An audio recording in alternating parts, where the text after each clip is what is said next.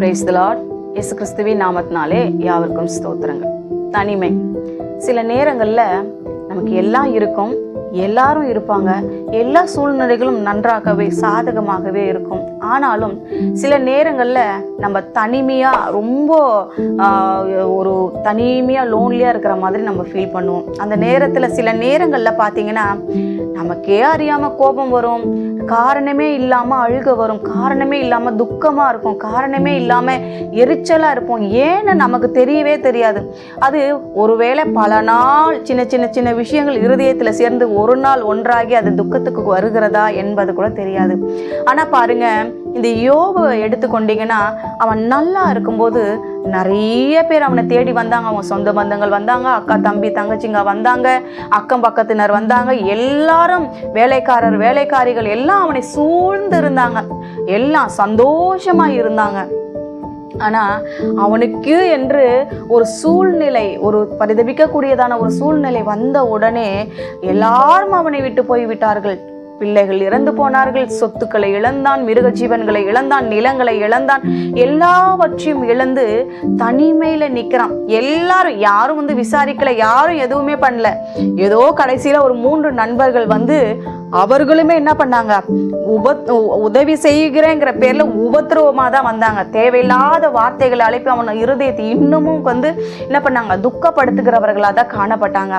இந்த மனைவி கூட பாருங்க, இன்னும் இவ்வளோ நடந்தும் பிள்ளைகளை இழந்தோம், சொத்துக்களை இழந்தோம், எல்லாத்தையும் இழந்துட்டோம், இப்போ உங்க சரீரத்திலையும் சுகம் இல்லை, இப்போ உங்ககிட்ட பக்கத்துல கூட வர முடியாத அளவுக்கு புண்கள் நாற்றம் எடுக்கிறது, இன்னுமா நீங்க உத்தமத்துல உறுதியா இருக்கிறீங்க, தேவனை தூஷித்து ஜீவனை விடுங்க என்று சொல்லி நீங்க செத்து போங்க, எதுக்காக இவ்வளவு கஷ்டப்படுறீங்க, பரிதாபத்துல சொன்னாங்களா, இல்லை எதுக்கு இந்த நிலைமை, இனிமே நீங்க என்ன பண்ண போறீங்க, அவ்வளவுதான் முடிஞ்சு போச்சு எல்லான்னு நினைச்சு சொன்னாங்களான்னு தெரியாது.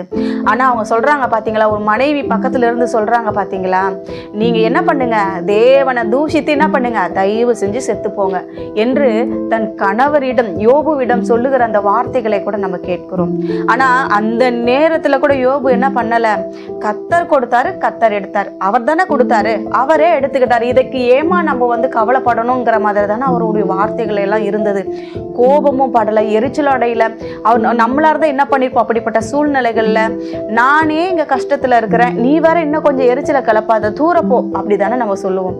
அப்போ அந்த நேரத்துல கூட மனைவி இடத்திலையும் கோபப்படாம, நண்பர்களிடத்திலையும் கோபப்படாம, அவனுடைய வேண்டுதல்கள் எல்லாம் கர்த்தரை நோக்கி இருந்தது இல்லையா. பாருங்க, ஒரு நாள் வந்தது, அவனுடைய உத்தமத்தை கர்த்தர் பார்த்தார், அவனுடைய பொறுமையை கர்த்தர் பார்த்தார்.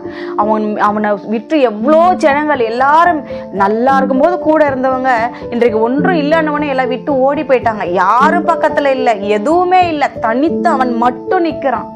அப்ப அவனுக்கு எப்படி இருந்திருக்கும். ஆனா கர்த்தர் ஒரு நாள் அவனை நினைத்தருந்த பொழுது யாரெல்லாம் வேண்டான்னு போய் கவனிக்காம விசாரிக்காம தூரத்துல இருந்தாங்களோ, யாரெல்லாம் புண்ணுன்னு சொல்லி மூக்க மூடிட்டு நடந்தாங்களோ, யாரெல்லாம் தூரத்துல நின்றுக்கிட்டு அப்படியே பார்த்துட்டு அப்படியே போனாங்களோ, அவங்க எல்லாரும் கிட்ட பார்த்து விசாரித்து அவனுக்கு ஒருத்தரும் ஒரு பொருளையும் கொண்டு சேர்த்ததினால அவன் இழந்து போன அன்பு, பாசம், சிநேகிதம், அக்கா தம்பி தங்கச்சி, உறவினர்கள், நண்பர்கள் எல்லாரும் அவனிடத்துக்கு திரும்பி வந்தார்கள். இந்த உலகம் எப்படி தெரியுமாங்க, நம்ம நல்லா வாழ்ந்தா எல்லாரும் சந்தோஷமா நம்ம கூட இருப்பாங்க, நம்ம கிட்ட ஒண்ணுமே இல்லைன்னா நம்மளை தனிமையாக்கி விட்டுட்டு போயிடுவாங்க. இந்த எல்லாரும் இருந்து ஒண்ணுமே அனாதையா நிக்கிறோம் பாத்தீங்களா, இதுதான் உண்மையிலே தனிமை. யாருமே இல்லாம இருக்கிறதுக்கு பேரு தனிமை இல்லை, எல்லாரும் இருந்தும் நம்ம தனிமையில விடப்பட்டிருக்கிறோம் பாத்தீங்களா, இதுக்கு பேரு தான் தனிமை. இதுதான் கொடூரமானது, இதுதான் தாங்கிக்க முடியாதது. கண்ணுக்கு எதிரில் அக்கா போவாங்க ஆனா பேச மாட்டாங்க, கண்ணுக்கு எதிரில் தங்கச்சி போவாங்க பேச மாட்டாங்க, கண்ணுக்கு எதிரில் நண்பர்கள் போவாங்க பேச மாட்டாங்க, தூர விலகி போவாங்க, நம்மளை பார்த்தா மூக்க பொத்திப்பாங்க. அப்ப நமக்கு மனசு வேதனையா இருக்கும். யாருமே இல்லாம இருந்தா யாரும் நம்மளை பார்த்து அப்படி செய்ய பண்ண போறது கிடையாது இல்லையா. எனவே தேவ பிள்ளைகளே, உலகம் அதுதான். தேவன் நம்மோடு கூட இருக்கிற வரைக்கும், நம்ம ஆசீர்வாதமா இருக்கிற வரைக்கும் ஜனங்கள் நம்ம பக்கத்துல இருப்பாங்க. இந்த மாதிரி தனிமை உங்களுக்கு வருதுன்னா நீங்க தேவன் இடத்திற்கு வாங்க, உங்க வாயினால தூஷிக்காம இருங்க, தேவன் சகலவற்றையும் பார்த்து கொள்வாருங்கிற நம்பிக்கையோடு இருங்க. நீங்க இழந்த எல்லாவற்றையும் உங்க உத்தமத்தை பார்த்து கர்த்தர் உங்களுக்கு திருப்பி தருவார். அப்போ நீங்க இழந்த எல்லாவற்றையும் யோபுவை போல என்ன பண்ண முடியும், பெற்றுக்கொள்ள முடியும். பாருங்க, எந்த மனைவி அவனை நீ செத்துப்போன்னு சொல்லி தூஷித்தாங்களோ அதே மனைவி மறுபடியும் அவனோடு கூட வாழ்ந்து என்ன பண்ணாங்க, 10 பிள்ளைகளை பெற்று எடுத்தாங்க. அவங்க நினைச்சிருப்பாங்க, ஐயோ இன்னைக்கு நம்ம செத்துப்போன்னு சொல்லி அவ்வளோ நம்ம திட்டினமே, ஆனா இன்னைக்கு மறுபடியும் நமக்கு ஒரு வாழ்க்கை கிடைச்சிருக்கே, நம்ம மறுபடியும் ஒன்னா ஒரு குடும்பமா பழையபடி வாழ போறோமே அப்படின்னு அவங்களே அந்த வார்த்தைகளை நினைச்சு வெக்கப்பட்டிருப்பாங்க இல்லையா, மிகவும் வேதனைப்பட்டிருப்பாங்க.